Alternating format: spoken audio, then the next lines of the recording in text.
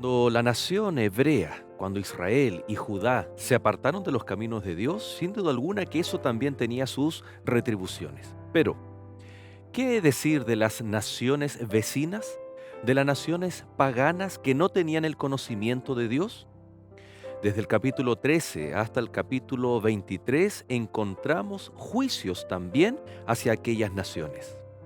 Ya podemos hablar que aquel juicio que también el libro de Apocalipsis muestra, por ejemplo, a Babilonia, tiene sus raíces en el Antiguo Testamento. Hoy vamos a ver que esta porción del libro de Isaías culmina con el capítulo 24, con aquel futuro glorioso que Dios tenía para su pueblo. Podemos ver el eco de este episodio en el libro de Apocalipsis, cuando Dios muestra un juicio a aquellos que eran o que son el enemigo de Dios y el enemigo de su iglesia, y un futuro glorioso y una recompensa para su pueblo escogido. Bienvenidos a Lecciones de la Biblia.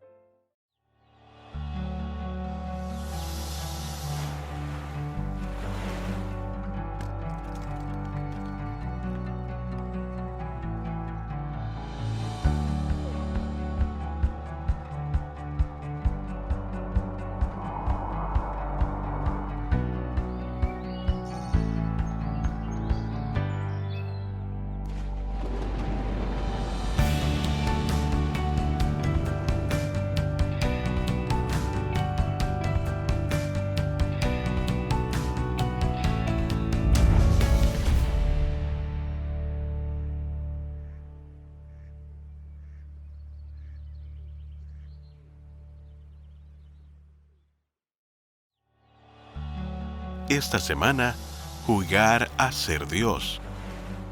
He aquí, este es nuestro Dios, le hemos esperado y nos salvará. Este es Jehová, a quien hemos esperado, nos gozaremos y nos alegraremos en su salvación. Isaías capítulo 25, versículo 9.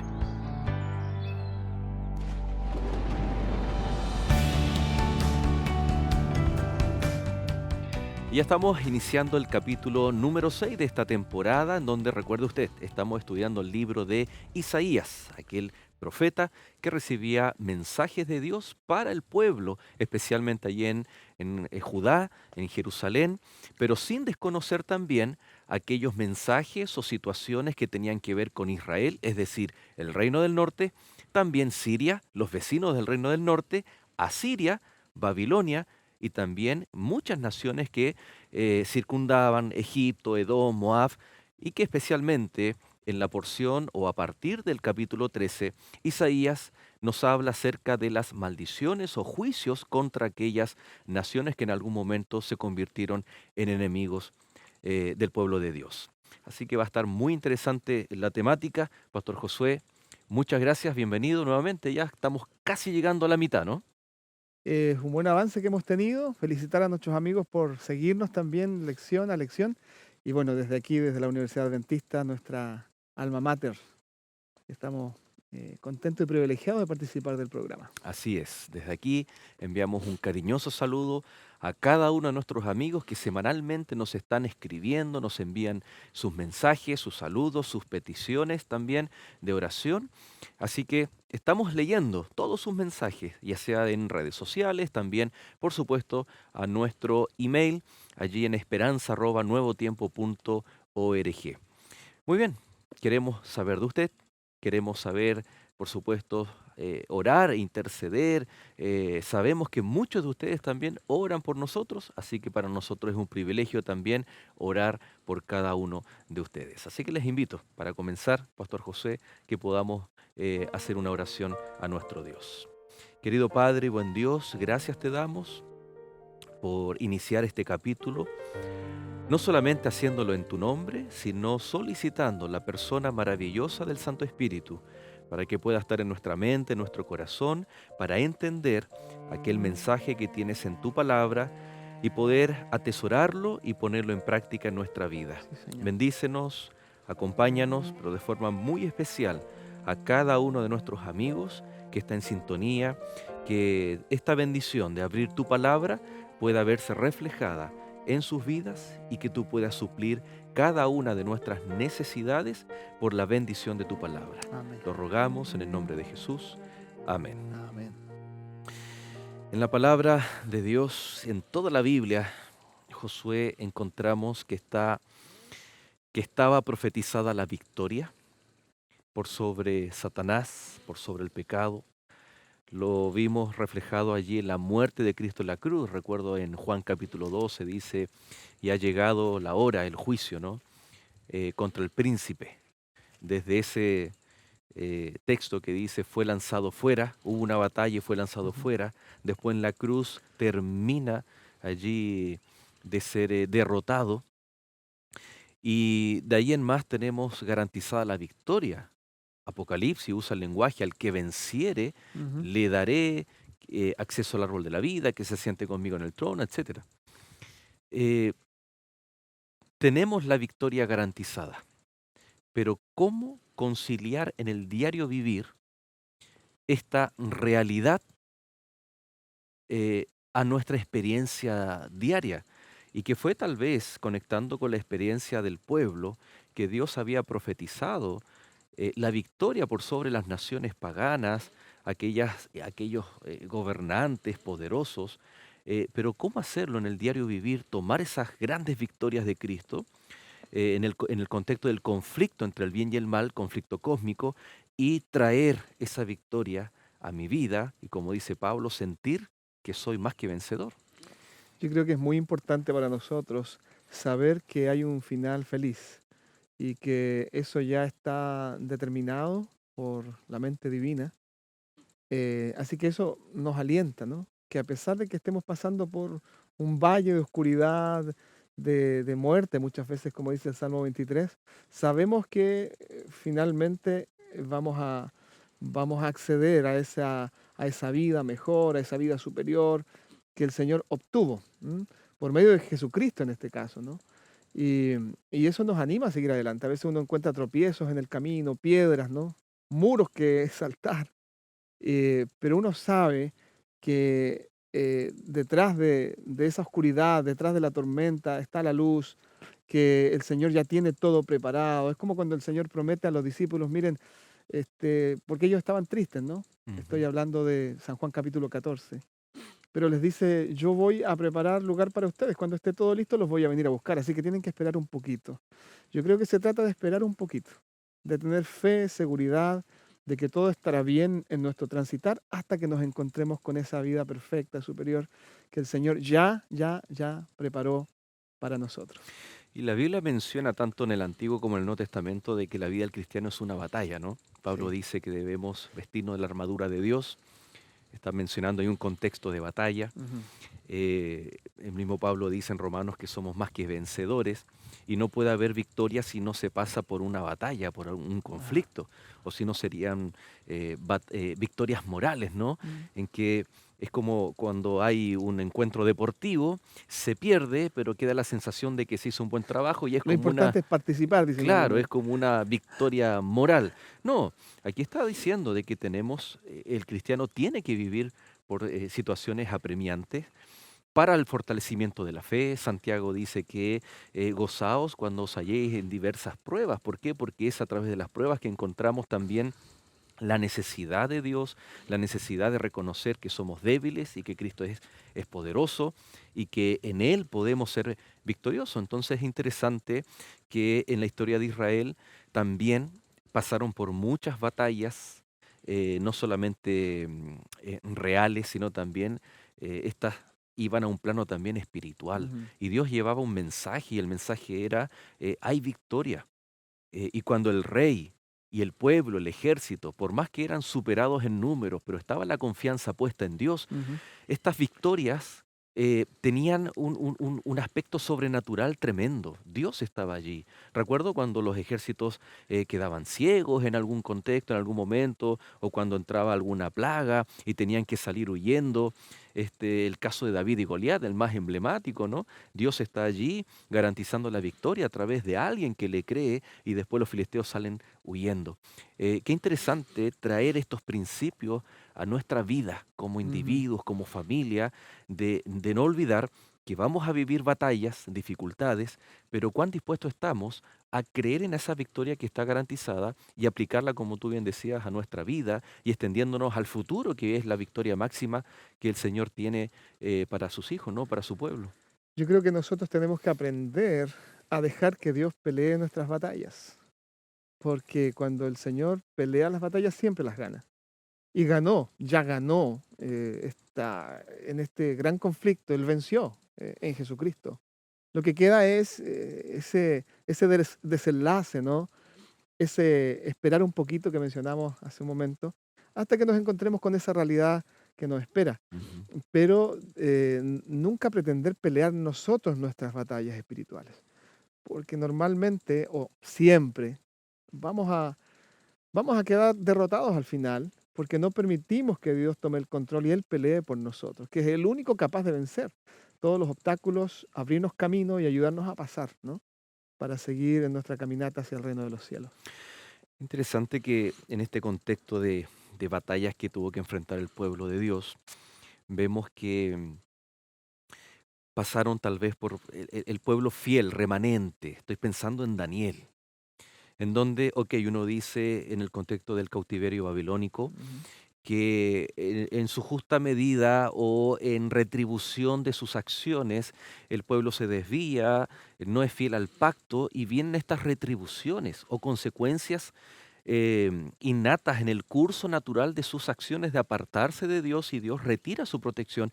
Viene, en este caso, el gobernador más importante y poderoso de aquella época, Nabucodonosor, eh, destruyen la ciudad, el templo, ultrajan, ¿no?, lo solemne del templo, llevando los utensilios.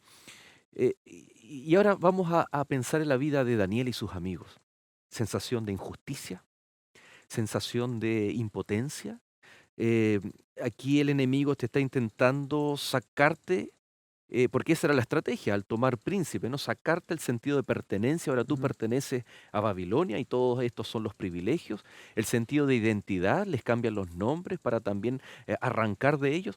Qué tremendo. Entonces, hoy en día tal vez podemos estar viviendo todas estas emociones en medio de un conflicto.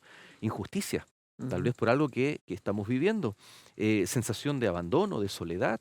Pero qué interesante es que desde el primer momento en que el pueblo fue llevado cautivo, ya Jeremías estaba diciendo, por ejemplo, que eran 70 años, Ujú. que después de esos años el pueblo iba a volver, iba a ser plantado como viña, nuevamente viene la restauración, la victoria. Yendo un poco a la temática de este capítulo, ¿no? Vemos que en el capítulo 10 de Isaías, Dios usa como instrumento a Siria. Pero a partir del capítulo 13 hay un juicio, hay una condenación a estas naciones. Entonces, ¿cómo entender? En las próximas semanas vamos a estar hablando, por ejemplo, de Ciro, que se le llama ungido, que cumple ciertos propósitos en beneficio del pueblo de Dios. Ahora, ¿cómo entender de que en algún momento una nación puede ser usada como instrumento? Incluso un líder, un gobernador, un rey puede ser usado por Dios para ciertos propósitos, pero a la vez hay condenación para esta, o un juicio condenatorio para estas naciones. Bueno, hay una tensión allí, ¿no? Una tensión porque, claro, Dios da la oportunidad a distintos instrumentos de servirle. Y encontramos en la Biblia muchos ejemplos. Yo quisiera recordar, por ejemplo, a Saúl. A Saúl que Dios le dio la oportunidad de ser un líder espiritual para el pueblo, una luz para el pueblo de Israel, pero que él rápidamente se desvió de su camino. Y luego el Señor entonces lo quitó de su posición. Em, y estos reyes o estas naciones que Dios usó por un momento para cumplir un propósito, en este caso, llevar un juicio también contra su propio pueblo que estaba en desobediencia. Pero estas naciones no reconocieron a Dios. Por ejemplo, los asirios tenían esa particular forma de tratar de eliminar toda resistencia y dejar debilitadas a las naciones, con el sistema de deportaciones, Mm. que era básicamente sacar a los habitantes, digamos, de una nación y esparcirlos por el mundo y traer a habitantes de otras naciones, finalmente borrar la identidad de esa nación y dejar o construir una nueva nación con otra identidad o sin ninguna identidad. Que fue lo que ocurrió con la capital del Reino del Norte, con Samaria, y ahí se Exactamente. produce después esta enemistad con Jerusalén. Entonces, hasta cierto punto los asirios hicieron una parte, ¿no? Pero luego ellos, sin prestar atención seguramente a la voz de Dios, siguieron haciendo lo que siempre hacían. Entonces Dios dice, no, eso está mal, porque eso ya finalmente se transforma en un atentado directo contra, digamos, la nación escogida y contra también el plan de Dios de que de esa nación vendría el Mesías redentor del mundo. Imagínate, si ya no existía la nación escogida, la nación judía, era eliminada de la faz de la tierra y la promesa era que de esta nación vendría el Mesías. Mm. Entonces el Señor pone un atajo.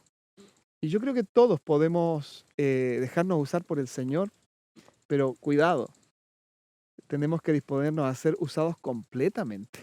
Porque más de alguien puede decir, no, a mí me usó Dios una vez, ¿no? Y me usó como instrumento para llevar un mensaje a alguien y esa persona se entregó al Señor, se bautizó, se integró a la iglesia y comienzo a sentir la falsa seguridad de que, bueno, siempre soy un instrumento de Dios. Pero no es así. Yo todos los días, cada día, necesito consagrarme al Señor, disponerme a cumplir su voluntad. Y justamente estas naciones sirvieron a los propósitos de Dios de manera circunstancial, pero no se doblegaron a la voluntad de Dios para ser instrumentos del Señor más allá de las simples circunstancias que se dieron y donde ellos pudieron hacer algo, ¿no? En favor Otro de Dios. aspecto importante, como tú bien dices, es que si bien fueron naciones que colectivamente fueron, no se doblegaron, no se humillaron, teniendo todos los argumentos, Ujú, ¿no? Para reconocer a Dios. Fíjate que el Apocalipsis muestra una escena bien interesante, o toma elementos del Antiguo Testamento y los aplica de forma más universal.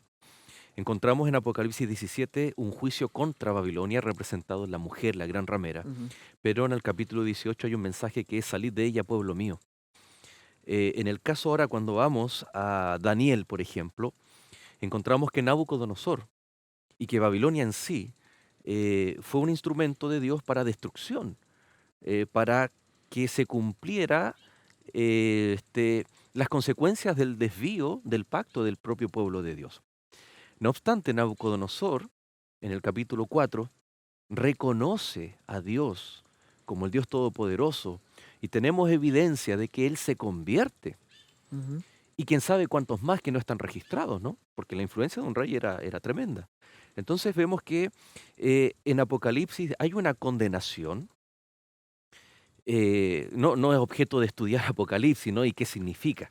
Pero me refiero a que se toma esta misma idea, hay una condenación, hay un juicio, pero a la vez hay un llamado para que aquellas personas que son parte de esta ciudad o de este imperio, o como dice Apocalipsis, de esta confusión, puedan también escuchar la voz de Dios. Qué tremendo que aún en medio, volviendo a Isaías capítulo 13 en adelante, hay juicios condenatorios, no son juicios que privan Ujú. de la De salvación la a gracia, aquellas claro. personas. La gracia incluso es derramada para aquellos que son paganos, podríamos decir, que tenían otro tipo de culto, dioses paganos, etcétera. Vamos a hacer un alto. Está muy buena la conversación, pero queridos amigos, vamos a hacer un alto. Estamos hablando de la gracia maravillosa de Dios en el contexto de juicios, de condenación, y cómo el Señor también nos trata a cada uno de nosotros, como a la mujer, ni yo te condeno. Y el Señor aún tiene abierta esa puerta de gracia. Hacemos un alto y ya regresamos.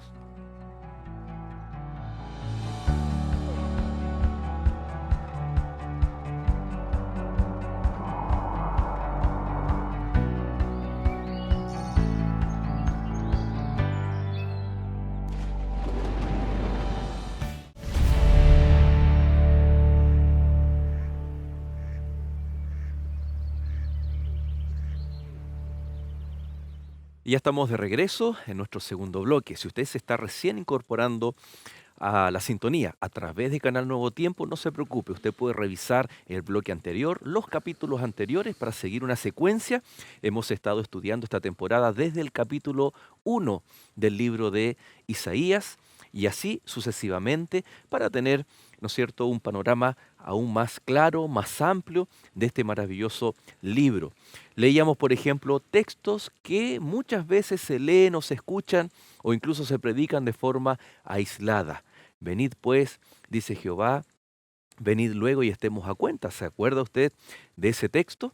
O por ejemplo, marchítase la hierba, sécase la flor, mas la palabra de Dios permanece para siempre. Bueno, estamos viendo a qué se refiere no solamente esos textos, sino también sus contextos desde la historia y por supuesto también los cumplimientos proféticos de aquel entonces, pero también para nuestro tiempo, las decisiones que debemos tomar. Así que la invitación es que usted pueda también ingresar en internet, ahí en la plataforma YouTube y revisar los capítulos, los programas de lecciones de la Biblia. Y por supuesto, como decíamos la introducción al comienzo, envíenos un mensajito, cuéntenos su nombre, de dónde nos sintoniza, para enviarle saludo y por supuesto también estar orando por cada uno de ustedes.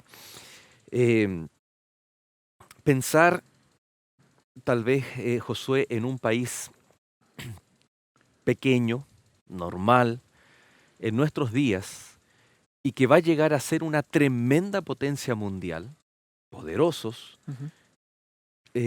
nos cuesta imaginar. Eh, a partir en Isaías, a partir del capítulo 13, comienza estos juicios o estas profecías eh, con Babilonia, después con Filistea, Moab, Asiria, etcétera. Pero en aquel entonces, Babilonia no era lo que llegó a ser más adelante, un Ujú. gran imperio. Eh, ¿Cómo el pueblo entendía esto y qué señal poderosa también Dios estaba presentando con respecto a que Él conoce, a su presciencia, Ujú. de que conoce el tiempo de antemano, lo que iba a ocurrir y cómo también el pueblo debe confiar cuando de repente vemos, no, no creo que esto llegue a ser lo que la Biblia dice o que lo que va a acontecer? Aquí hay un ejemplo tremendo, ya que en los tiempos de Isaías Babilonia no era poderosa, pero Dios sí lo presenta como una nación que iba a cumplir unos propósitos tremendos también para la nación del sur, para Jerusalén. La única garantía que ellos tenían era la clara palabra de Dios por medio del profeta. 150 años antes era difícil imaginarse que esa nación iba a dominar el mundo o Ujú. esa parte del mundo. Entonces, allí está la importancia de creer a la palabra de Dios. Somos invitados a creer a los profetas del Señor, ¿no? Para estar Claro. seguros. Independiente cómo estén las situaciones en el Correcto. presente. Porque todos los cálculos, a lo mejor, de los cientistas políticos de la época, de los Ujú. analistas, eran, no, Babilonia es una región interesante, pero que se encumbre para dominar todo el orbe no tiene sentido. Y con tanta antelación también. Ujú. Pero allí estaba la palabra profética más segura, ¿no?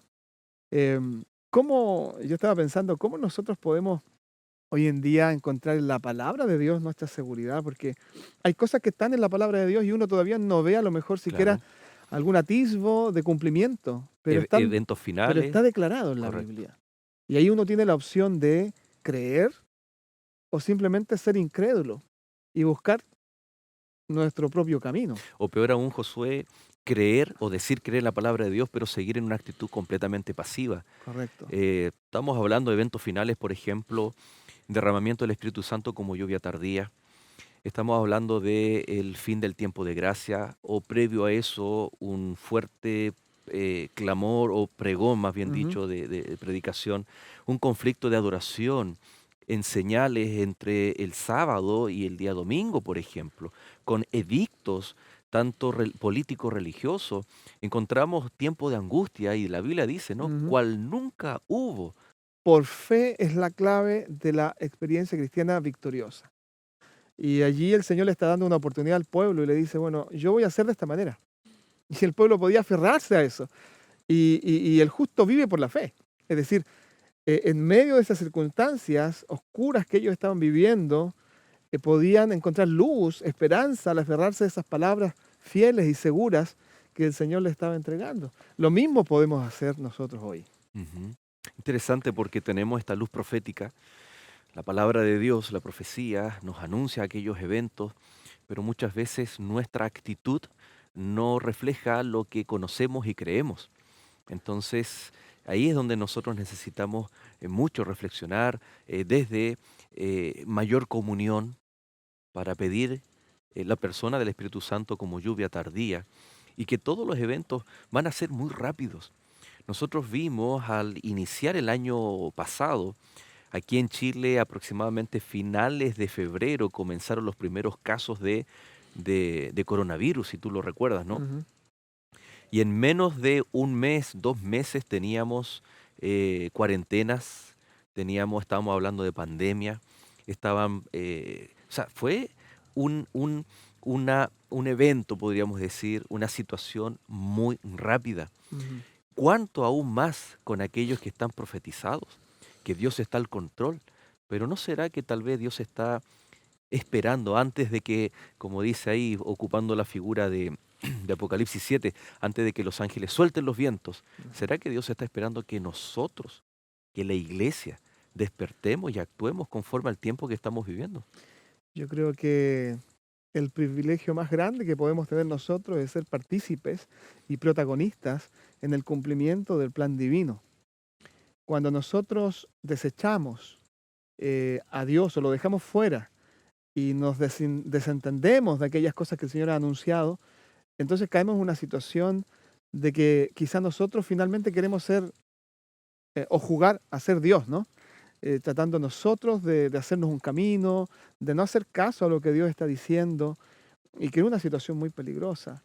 Em, yo creo que confiarle la vida al Señor, creer a su palabra y prepararnos para esos cumplimientos. Es como cuando tú decías, ¿no? Hay cosas que uno sabe, pero no está haciendo nada para conectarse con ellos. Hablamos, por ejemplo, de un gran relevamiento y una reforma espiritual en el pueblo de Dios. ¿Y qué estás haciendo para vivirlo? No, es que llegará en algún momento. No, no, no. Es que Dios quiere un compromiso con eso. Es como cuando dice el Señor allí en Mateo 24, verso 14, y será predicado el Evangelio del Reino, y entonces vendrá el fin. Es decir, primero hay una participación de todos los seguidores de Cristo en el plan de Dios. Tú no puedes esperar que Dios cumpla su plan, porque Dios te tiene considerado a ti como parte de ese plan. Entonces, si tú crees, tú tienes que involucrarte, comprometerte y hacer tuyo el cumplimiento de ese plan. Dios se deleita en eso. Dios espera eso. De otro modo, entonces, ah, tú te vas a quedar fuera de eso, ¿no? Dios tendrá que levantar a otros para que puedan cumplir su plan. Es interesante que todo esto está envuelto en un conflicto, Ujú. mucho más allá de lo que nosotros vemos, nuestra propia realidad. Y fíjate que eh, la profecía es maravillosa porque cuando va a anunciar el derrumbe, la destrucción de un imperio, de un reino, se da también el porqué, el origen, en este caso, por ejemplo, el orgullo. Ujú. Y cuando se describe la actitud, por ejemplo, de un rey, es tal el detalle y la doble intencionalidad divina que no solamente está mostrando eh, la actitud de un rey, un personaje o un imperio de forma colectiva, sino que también está mostrando que eso mismo, ese mismo principio, su origen, se da, por ejemplo, en Satanás, que en otras instancias aquellos enemigos de Dios estaban también siendo usados por Satanás para, como tú bien decías, para destruir la nación, porque él sabía que de su linaje venía este descendiente para destruirle, ¿no? Que le iba a pisar la cabeza, como dice Génesis 3:15. Nos referimos al capítulo 14 de Isaías, el verso 12 en adelante. Dice, ¿cómo caíste del cielo, oh lucero, hijo de la mañana? Cortado fuiste por tierra, tú que debilitabas a las naciones. Tú que decías en tu corazón, subiré al cielo en lo alto, junto a las estrellas de Dios, levantaré mi trono, y en el monte del testimonio me sentaré a los lados del norte. Sobre las alturas de las nubes subiré y seré semejante al Altísimo. Mas tú derribado eres hasta el Seol, a los lados del abismo. Eh, Aquí hay esto está dado en un contexto. ¿Cuál Ujú. es el contexto? Pero también cuál es la aplicación que muchas veces se le da a este texto. Bueno, el contexto es la actitud del rey de Babilonia de ese momento, esa altivez de corazón, eso de querer dominar el mundo, no doblegarse a nada. Y yo creo que en ese tiempo, y no sé si hoy, pero en ese tiempo principalmente, esas actitudes esas ambiciones eran necesarias para imponerse sobre el resto del mundo, ¿no? Ujú. Y obtener el poder y el control. Pero eso contrasta dramáticamente con la actitud de nuestro Padre Celestial y de Jesucristo, ¿no? Dios ha querido siempre restaurar su imagen en el hombre, ¿ya? Un carácter noble, justo, amoroso. Mientras que el diablo ha tratado de borrar esa imagen y establecer la suya. Y aquí hay una descripción exactamente de Lucifer, ¿no?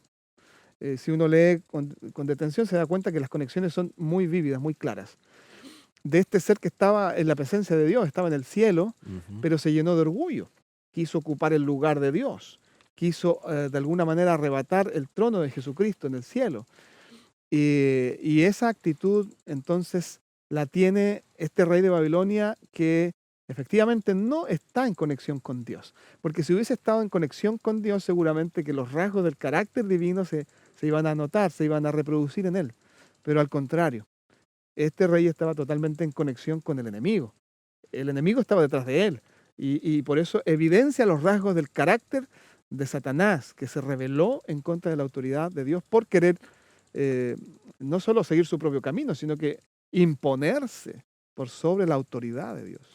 Y es interesante que cuando vemos allí que en el capítulo 4 de Daniel, Nabucodonosor sale a su balcón, a su terraza y contempla su reino. Él dice, todo esto lo he hecho yo. Ahí vemos altivez, vemos que él quería ser el trono más excelso del mundo conocido en aquella época. Lo mismo ocurre con Ezequiel.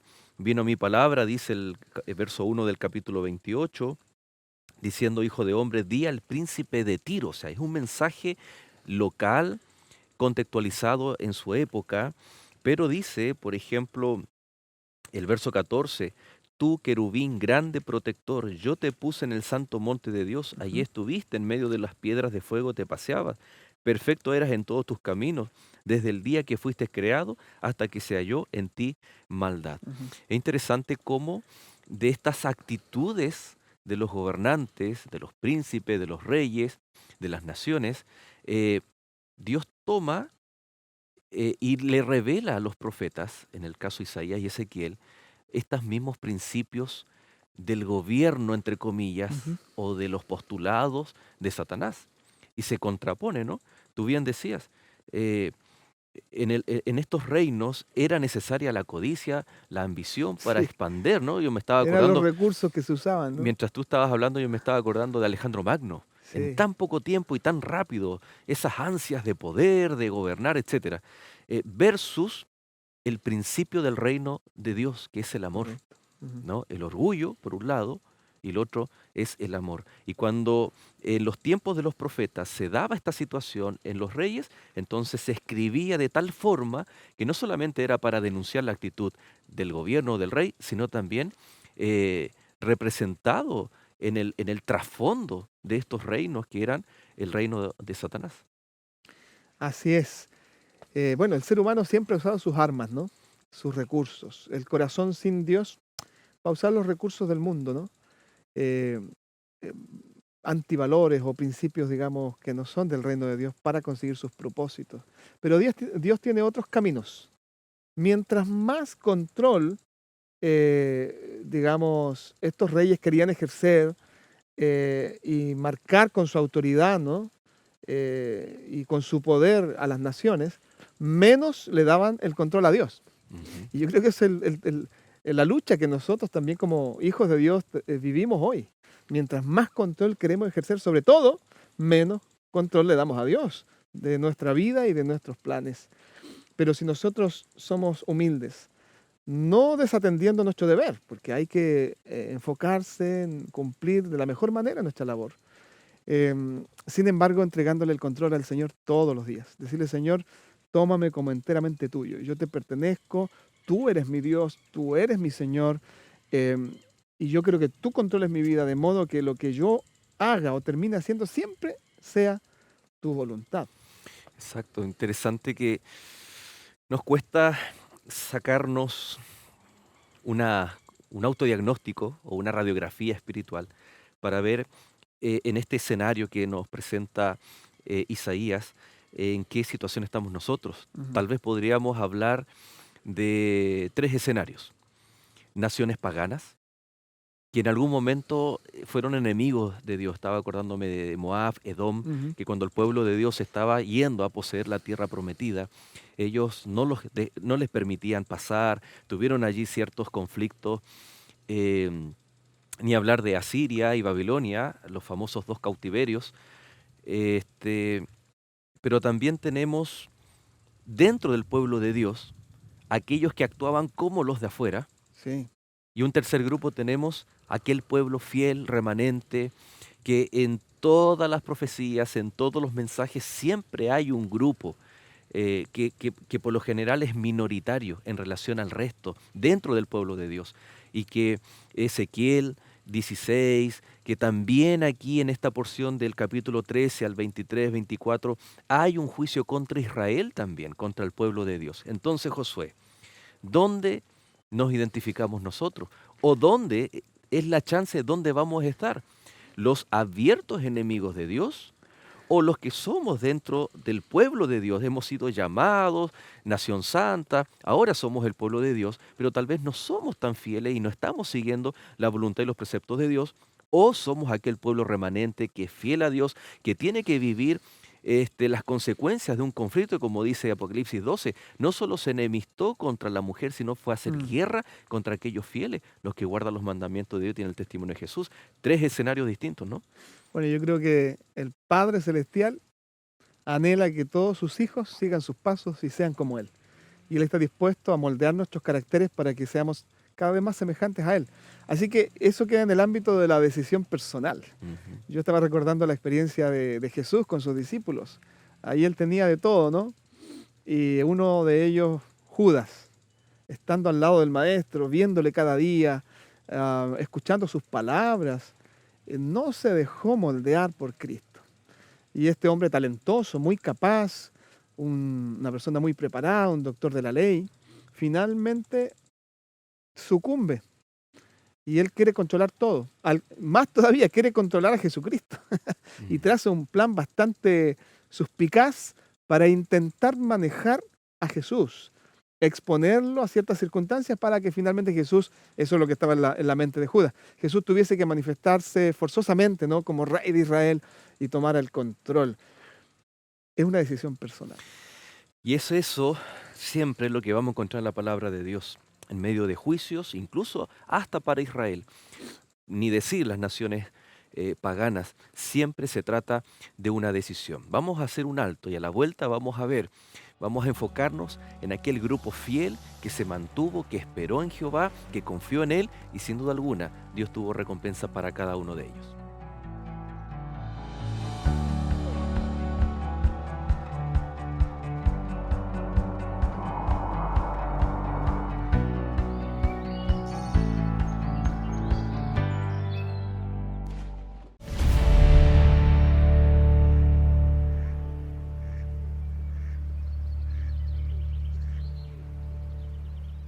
¿Te comunicas de manera cercana y constante con el Creador para conversar sobre tu vida y la de tu familia? ¿O quizás tienes alguna duda sobre cómo hacerlo de mejor manera y crear un lazo mucho más poderoso con Dios? Llámanos a los números que aparecen en pantalla o escríbenos al correo electrónico para solicitar de manera gratuita la revista La Biblia Habla. Con ella podrás aprender más sobre estos y otros temas, tales como el plan de salvación para la humanidad o la dulce seguridad del perdón del cielo. Te estamos esperando. Dios te bendiga.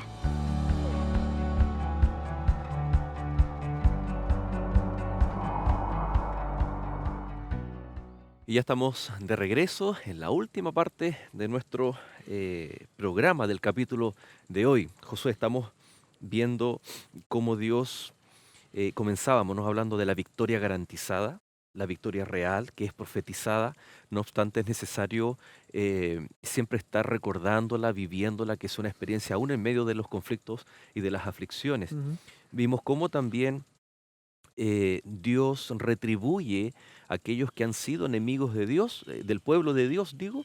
Hay retribución, en este caso juicios condenatorios, un poco reflejando lo que es Apocalipsis, ¿no? Los mensajes de Apocalipsis, de seguridad, protección, de la presencia de Dios garantizada a través de la historia del pueblo de Dios, y que a través también de la historia, y más aún en el tiempo final, habrá un juicio para también aquellos enemigos de Dios. Se viene a la mente inmediatamente, ¿no?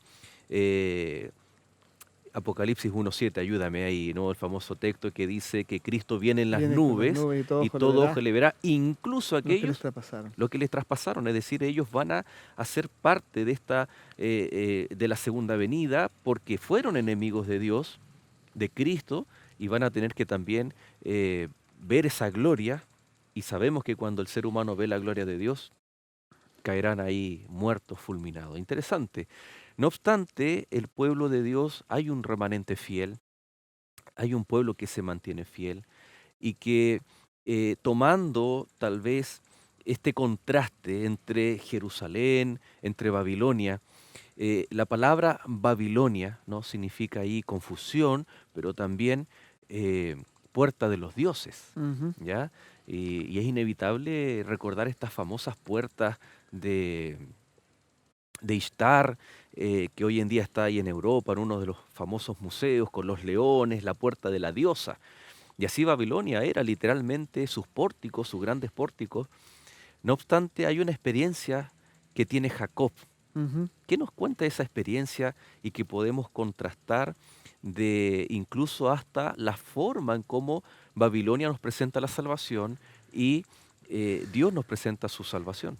Esa, bueno, eso es muy interesante porque, bueno, yendo un poquito a la historia de Jacob, él huyendo, ¿no?, de su hermano Esaú para refugiarse donde algunos familiares lejanos.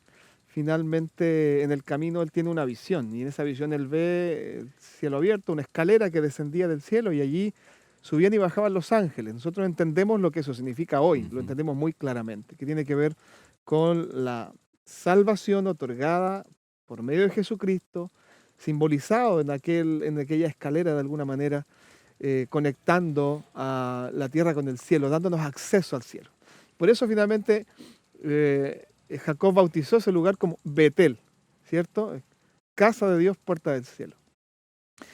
Pero Babilonia tiene otra forma de ver eso, ¿no? Eh, es como que las cosas se obtienen producto de algunas acciones, de alguna obra humana. Pero hay un contraste brutal entre la religión verdadera presentada en la Biblia, que siempre es un acto de Dios, misericordioso, de amor, de gracia, en favor de los hombres. Él provee todo.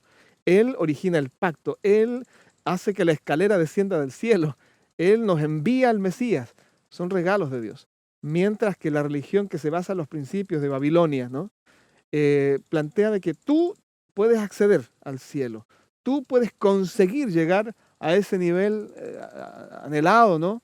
De una condición mejor a la que tenemos actualmente. Es decir, está basada en las obras, en las acciones humanas. Es, eh, la verdadera religión es teocéntrica, Dios en el centro, mientras que la falsa religión o las falsas religiones son antropocéntricas, es decir, el hombre está en el centro y depende de él todo, ¿no? En Babilonia estaban estos sigurats, que eran especies de pirámides, Sí. y en Jerusalén estaba el templo, o recordando ahí en el desierto el santuario, ¿no?, cuando era Dios que descendía para estar en medio de su pueblo. Y en cambio en Babilonia estos sacerdotes paganos tenían que ascender, subir, que representaban al pueblo, ofrecer sus sacrificios en las alturas para aplacar la ira de los dioses, para que sus obras pudiesen ser las que motiven o la bendición, entre comillas, o aplacar aquellos castigos que los dioses paganos, ellos creían, ¿no?, vertían Ujú. sobre la nación. Ahí está el contraste. Un Dios que está con nosotros, un Dios que siempre nos presenta su plan de salvación por medio de la gracia, que el ser humano solo tiene que creer, confiar, tener fe, y vemos que acá es todo lo contrario. Ahora, tenemos también Babilonia moderna, tenemos Ujú. también una forma de adoración que se basa en las obras, que se basa también en, o que desplaza la justicia de Cristo, la intercesión de Cristo, que se cuantifican los pecados, las obras, o tengo que ir a pedir perdón a un ser humano y no disfrutar de la gracia salvífica y perdonadora de Cristo. Qué tremendo cómo esto también se aplica a nuestros días. Yo creo que sutilmente la gran mayoría de las personas cae en este engaño y comienzan a construir sus propias formas de religión, con sus propios dioses, no necesariamente con ídolos de madera, de piedra, de oro, de plata como en la antigüedad, pero hay otros dioses también hoy. La razón, ¿no? Personas Ujú. que confían demasiado en su propia opinión y se adoran a sí mismos creyendo que ellos son portadores de la verdad y lo expresan con una tremenda convicción. Hace algunos días atrás leía por allí una noticia de una persona que tiene una función importante en alguna área de gobierno y donde ella declaraba y decía, vamos a crear nuestra propia religión. Ya estamos cansados de los valores de la religión tradicional y todas esas cosas del cristianismo. Vamos a crear nuestra propia religión. Detrás de eso está también nuestros propios dioses, porque si somos capaces de crear nuestra propia religión, nuestro propio sistema de creencias, de valores, y que involucra quizá eso también, el cómo ser salvos, entonces es el mismo problema de esos tiempos antiguos. Siempre el hombre se ha visto enfrentado a eso. ¿Quién está en el centro? ¿O es Dios o es el hombre? Y el hombre tiene esa tendencia, ¿no? El ser humano, finalmente a adorarse a sí mismo y a creerse el centro de todo. Yo creo que sutilmente hoy ocurre tal cual en esos tiempos, con distintas figuras, distintas Así formas es. solamente. Fíjate, Josué, que en el contexto de juicios viene esta frase que se repite en muchos profetas, profetas mayores, profetas menores del Antiguo Testamento, que tiene que ver con el gran día de Jehová, el Ujú, día de Jehová, el día de la ira de Jehová, el día de destrucción, etcétera. Y en medio de ese contexto, ujú. el capítulo 25 dice, Jehová, tú eres mi Dios, te exaltaré, alabaré tu nombre, porque has hecho maravillas, tus consejos antiguos son verdad y firmeza. Es un reconocimiento de lo que el pueblo no había hecho anteriormente, ahora sí Ujú, están las consecuencias de haberse mantenido fiel. El capítulo 26 comienza diciendo en aquel día cantarán. Fíjate que habla de ese día, ¿no? Que para algunos será destrucción, un día de ira, pero acá dice en aquel día cantarán este cántico en tierra de Judá, fuerte ciudad, y tenemos salvación, puso Dios por muros y ante muros, es decir, protección, confianza. Lo que Acaz, si recuerdas lo que estudiamos capítulos anteriores, lo ujú. que Acaz no hizo, ahora el remanente sí lo puede hacer, confiar en la protección de Dios, al saber que las naciones paganas ya están condenadas, siguen existiendo. Siguen estando alrededor, incluso en el caso de Babilonia, aún no se ha levantado, pero cantamos, alabamos, reconocemos que Dios es poderoso. Y permíteme terminar para que tú puedas hacer también un llamado, una conclusión final y un llamado a nuestros amigos. Verso 9 del capítulo 25, extraordinario. Y se dirá en aquel día, un día para el tiempo de Isaías o para el pueblo del Antiguo Testamento, pero también aplicado a nosotros. He aquí, este nuestro Dios, le hemos esperado y nos salvará. Este es Jehová a quien hemos esperado, nos gozaremos y nos alegraremos en su salvación. Por supuesto que tiene una aplicación para nosotros, pero cuando uno continúa leyendo, habla de Moab, de la tierra, cómo va a quedar en aquella época, del gran día de la ira para ellos, que la tierra iba a quedar desolada, pero que el pueblo iba a confiar en Dios, que el pueblo iba a ser restaurado, que iba a haber salvación, y para nosotros hoy. ¿Qué significa también estos últimos capítulos de esta porción, ¿no? Capítulo 24, 25, 26 del libro de Isaías, que es de restauración, de victoria? En la palabra de Dios, el juicio involucra esos dos propósitos, ¿no? Uno es la reivindicación de su pueblo, de sus hijos fieles, los que le buscaron, los que se refugiaron en él, ellos serán victoriosos, declarados justos. Em, pero por otra parte están los que rechazaron la invitación de Dios a ser parte de ese pueblo, los que privilegiaron su propia voluntad por sobre la voluntad de Dios, los que vivieron en sus propios términos y en sus propios principios terrenos, Y la consecuencia de eso es un castigo, la destrucción. Es una consecuencia natural, pero también es una consecuencia del juicio por el que pasan todos al final, ¿no? Y es difícil para algunos concebir cómo el Dios creador, el Dios de amor, tiene que también destruir, ¿no? La Biblia nos dice en varias ocasiones que para Dios eso es una obra extraña. Es Ujú. algo que no quisiera hacer, no le gusta hacer, pero va a tener que hacer, porque si no sería perpetuar el pecado, la rebelión para siempre, y finalmente entonces la vida nueva, perfecta, sin pecado, sin dolor, sin sufrimiento, sin muerte, no podría ser una realidad porque el pecado estaría perpetuado y eterno. Entonces, el juicio involucra esos dos propósitos. No hay otra forma de, digamos, de tratar con el tema del pecado. Así que yo creo que en realidad nosotros tenemos las puertas abiertas para poder em, seguir el plan del Señor, el camino de Dios. Eso involucra entonces la victoria final, Así es. la felicidad, la plenitud en Cristo. Y tal vez la pregunta a nuestros amigos es, ¿habrá ese día? ¿Vendrá el día de Así Jehová? es. Isaías dice que es un día de ira, de destrucción, Ujú. pero también es un día de salvación. ¿De qué depende entonces que nosotros vivamos las dos caras o cuál de las dos caras de ese día, ¿no? Bueno, yo quisiera en esta oportunidad ya al cerrar la temática del día de hoy, de llamar a todos nuestros amigos en el nombre del Señor a tomar la decisión de hacer de Cristo lo primero, lo último y lo mejor de sus vidas, de refugiarse en el Señor, de reconocer su necesidad de Dios, de reconocer que somos pecadores, que en este conflicto entre el bien y el mal no tenemos otra salida que no sea en Dios, nuestro Dios fuerte que nos libera y que nos va a declarar justos si nos amparamos en Él. No necesitamos enfrentarnos a la ira de Dios. Esa ira no es contra las personas, la ira de Dios es contra el pecado, contra la maldad. Pero si las personas no dejan el pecado, si tú no abandonas el pecado y la maldad, entonces tendrás la suerte del pecado y la maldad, que es la destrucción. Por eso, la invitación en esta hora es a centrar nuestra vida en Jesús, el autor y consumador de nuestra fe, refugiarnos en este juez justo que quiere liberarnos, que quiere declararnos justos y llevarnos a la gloria. Y finalmente prepararnos para ese día cuando levantemos nuestras manos con gozo y alegría y podamos decir, este es nuestro Dios, le hemos esperado, Él nos salvará.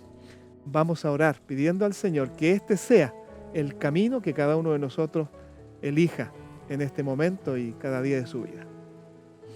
Querido Padre que estás en los cielos, te damos muchas gracias porque una vez más, por medio de tu palabra, tú nos hablas con palabras cariñosas y amorosas y nos llamas, Señor, para que nos reconciliemos contigo, que nos refugiemos en ti, Señor, y podamos ser parte de aquellos que un día enfrentan a la venida de Cristo con gozo, con alegría, no con miedo, no con terror, como algunos lo harán porque habrán rechazado la oferta de salvación. Recibe nuestros corazones y, Señor, atiende a nuestra necesidad. Lo rogamos y lo agradecemos todo en el nombre de Jesús. Amén. Amén. Gracias, Josué, nuevamente por tus comentarios, tu aporte en este capítulo. Nos encontramos en el siguiente, ¿te parece? Nos vemos. Así es. Y por supuesto, amigos, gracias a ustedes también por estar en compañía de Lecciones de la Biblia y permanezca en Nuevo Tiempo, Canal de Esperanza. Será hasta una próxima oportunidad. Que Dios te bendiga.